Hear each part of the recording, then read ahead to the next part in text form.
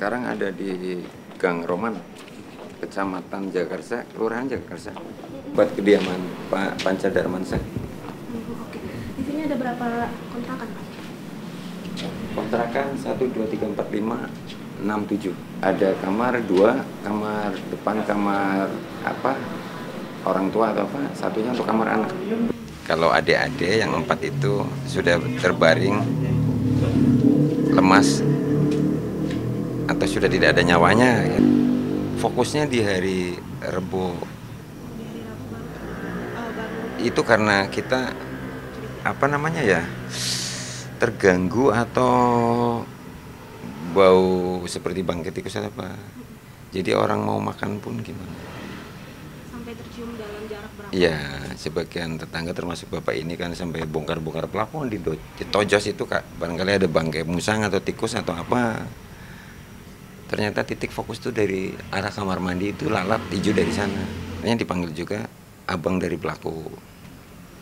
Mereka kumpul semua, begitu terbuka pintu, yang masuk ke dalam itu abang dari Bang Panca, abang pelaku, dan adiknya. Si abangnya langsung tersungkur, dia kelihatan adiknya begitu.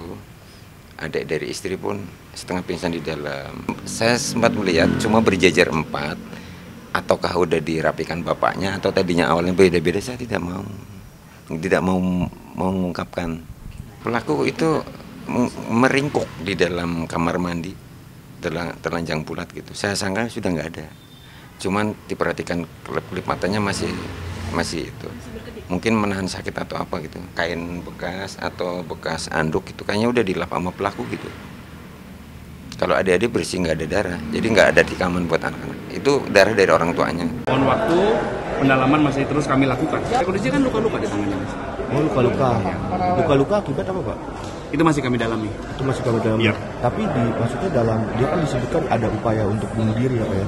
Nah, itu apakah dia menangkap Sedang kami dalami. Pak, dia masih normal saja? Masih bisa diajak bicara. Masih bisa diajak bicara ya? Iya, itu saya ngeliat berita kayak gitu ya Allah, miris banget ya. Maksudnya kok ada orang tua kayak gitu ya. Orang-orang pada susah loh mau punya anak ya, sampai bayi tabung apa segala macam, sampai kayak ikhtiar biar gimana punya anak.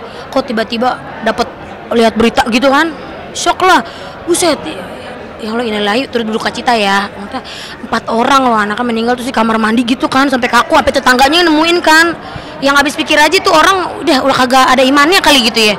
Maksudnya stres sih boleh stres, tapi lihat dong itu apa, itu anak darah daging gitu. Ya mungkin namanya udah banyak tekanan, terus kena kejiwaannya, mungkin tuh sudah gitu kurang ibadah kali ya. Jadi setan tuh yang masuk tuh ya. Mudah-mudahan aja kita doain aja buat almarhum anak-anak yang korban yang ada di Jagakarsa. Mudah-mudahan kita doain Al-Fatihah, mudah-mudahan diampuni segala dosanya, ditempatkan di surga Allah Subhanahu wa taala. Saya kan orang luar ya, dan tipe orang sini tidak mau ikut campur intern dalam rumah ya. Setelah kami Pak RT dan yang lain bongkar pintu, sangat susah. Intinya dikunci dari dalam. Kapan itu? Hari Sabtu. Iya, sebelum asar. Enggak, ini kalau hari Sabtu itu sebenarnya itu kejadian KDRT. Betul, RSUD Pasar Minggu, betul. Kalau dari luar, saya itu memantau aktivitas seperti biasa. Semenjak istri kerja antar jemput, kayak harmonis gitu ya. Anak sempat ada pembantu juga. Nggak tahu kesininya masalah kolab atau apa, kita nggak tahu. Kalau yang jemur baju atau yang lain nih, bapaknya. Kalau ada sampah yang naruh di luar, bapaknya. Oke, Bapak. Selamat malam, terima kasih atas waktunya, Pak. Mungkin kita kenalan dulu, Bapak dengan siapa, Pak? Nama saya Pak Budi. Pak Budi. Pak Budi, ya Budi. Pak Budi di sini apa hubungannya dengan korban? Saya tetangga. Doanya untuk keluarga, untuk almarhum, saya doain juga supaya diterima di sisi Allah. Yang kedua, untuk Bang Panca, andaikan dihukum berat, semoga menyesali perbuatannya dengan bertobat sesungguh-sungguh. Aku tuh selalu menyuarakan kalau anak itu lebih penting itu ibu yang bahagia daripada ibu yang sempurna. Dan aku tuh selalu aware sama mental health. Sebenarnya dulu aku tuh nggak aware sama mental health, tapi aku tuh akhirnya sadar kalau mental health aku itu tuh sangat berpengaruh dengan perkembangan dan pertumbuhan anak-anakku. Jadi penting sekali untuk orang tua itu sadar kalau hubungan mereka tuh juga ada efeknya ke anak. Jadi memang kalau ada masalah, dan which is rumah tangga itu pasti ada masalah. Kalau bisa memang diselesaikan, kalau memang tidak mampu untuk menyelesaikan berdua, nggak usah curhat sama teman atau orang tua atau keluarga, ya langsung ke bantuan profesional. Jadi untuk menghindari hal-hal seperti ini terjadi gitu. Kan karena emosi mungkin yang terluapkan dan tidak terbendung. Nah, sebelum meledak, lebih baik tuh disalurkan dan dikonsultasikan dengan tenaga profesional. Aku tuh juga langsung kepikiran, oh my god, what if it's happened to me, kayak aku gak bakal sanggup sih beneran, kayak makanya jadi itu lebih oke, kalau ada masalah mental atau apa, aku akan langsung ke bantuan profesional. Kalau saya melihatnya dari kasus yang ini, ada seorang ayah yang menganiaya anaknya sampai meninggal, lalu menganiaya juga istrinya juga sampai luka-luka ya kabarnya ya.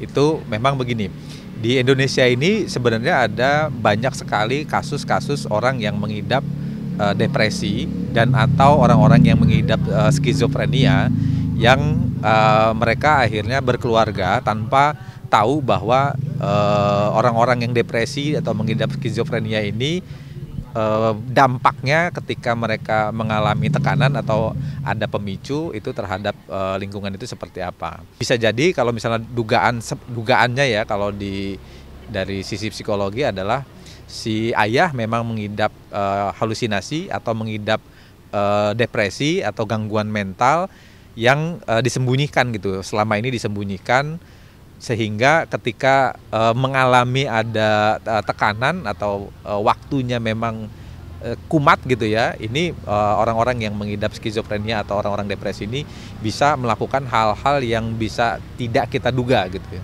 sebelumnya, karena ini akan berbeda dengan orang-orang normal ya. Artinya ada ciri-ciri depresi atau ciri-ciri orang dengan penyakit kejiwaan yang sebenarnya akut, cuma dipendam, tidak dikeluarkan, tidak diceritakan, tidak diinformasikan kepada orang lain, yang tiba-tiba muncul dalam perilaku yang membahayakan orang lain gitu. Kalau di Indonesia ini, kalau misalnya kita sering, kalau ciri-ciri, salah satu ciri-ciri orang yang depresi itu kan ada pikiran-pikiran yang depresan gitu ya, mengutuk diri sendiri, merendahkan diri sendiri, menyalahkan orang lain, tidak ingin ketemu dengan orang lain, terus ingin menyakiti orang lain, itu ada di dalam pikiran seseorang yang sebenarnya kalau ini deteksi sejak dini, maka ini bisa dikonsultasikan gitu ya. Kalau depresi kecenderungannya adalah memang lebih kepada ingin menyakiti diri sendiri ya. Kalau misalnya ingin membunuh anak-anaknya, berarti gangguannya udah bukan hanya depresi lagi, berarti ada gangguan psikotik lainnya seperti ada skizofrenianya juga gitu, ada agresinya juga di sana, ada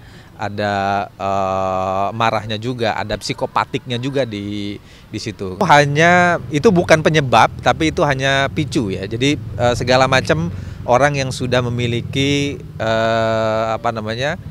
gangguan psikotik itu hal-hal yang tadi itu hanya picu saja gitu, picu untuk orang akhirnya berbuat yang tidak bisa kita bayangkan seperti hal ini gitu. Saya sih berharap ya, tentu saja sebagai orang tua miris ya, kok ada orang yang sampai tega seperti itu. Tapi saya juga berharap tidak sampai merusak values juga ya, karena kita terlalu sering membaca kriminalitas itu ada pengaruhnya terhadap psikologi juga. Iya sih, kalau aku pikir ya ini adalah mudah-mudahan peran masyarakat sebagai citizen journalism ya, atau memberitakan, membuat juga bapak-bapak, ibu-ibu dari kepolisian bekerja lebih responsif lagi gitu. Mudah-mudahan saya sih hanya bisa ngomong seperti itu aja. Awalnya aku agak takut sih ya, karena dekat rumahku juga kebetulan, dan aku waktu baca itu aku miris banget, sedih banget, karena gimana ya, sedesperate apapun kamu, itu kan darah daging sendiri, dan aku merasa sedih aja sih dengar berita itu. Semoga ini gak terjadi sama siapapun lagi sih. Ini yang terakhir, dan keadilan harus dituntut aja. Apapun alasannya, KDRT, kekerasan dalam rumah tangga, dalam hal apapun kekerasan itu gak boleh, gak baik, dan gue sama sekali gak mendukung KDRT. Gue malah nggak respect lah sama orang kayak gitu. Pasti sedih banget, terpukul, dan mungkin nggak nyangka ya hal yang terjadi. Makanya gimana ya, saya aja ya yang ngebaca berita itu sedih, gimana orang yang bersangkutan gitu.